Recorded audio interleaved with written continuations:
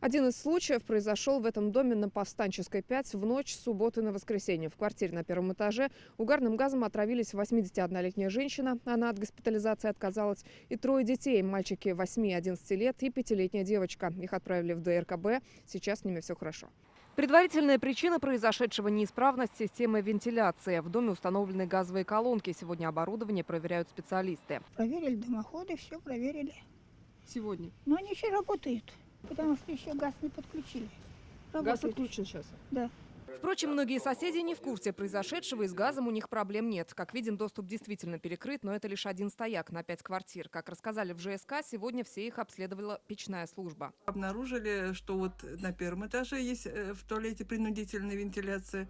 Может быть, из-за этого произошла как бы обратка пошла к ним. И на 5-м этаже, но там никто не живет, там, то есть, как бы проблемы нет.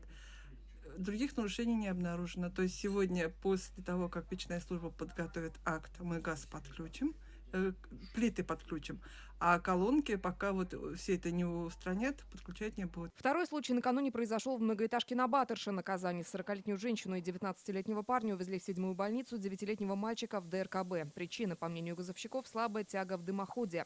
Тем же вечером в Азнакаево пострадали 19-летняя девушка и 22-летний молодой человек. С отравлением легкой степени их госпитализировали в ЦРБ. Беспокоила головная боль, тошнота, слабость.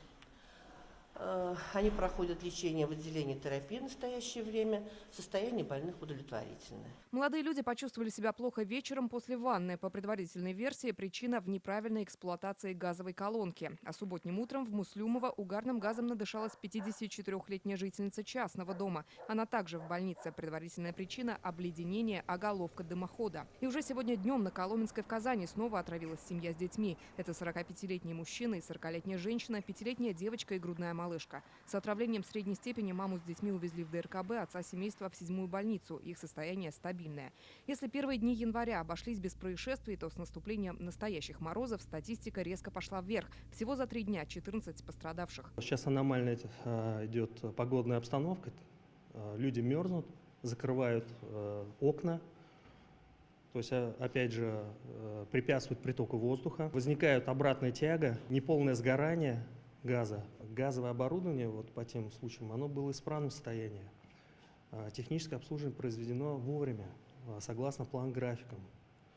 Но тем не менее, именно несоблюдение абонентами правил ключевых повлекло возникновение таких ситуаций. Одно из правил – категорически запрещено использовать для обогрева газовую плиту или духовку. А лучший способ себя обезопасить – проверять тягу в вентиляции или дымоходе, прежде чем зажечь газ. В частных домах в сильные морозы это особенно важно. Лина Зинатульна, Данил Филатов, Алла Фахразиева, Алмаз Иксанов, ТНВ, Татарстан.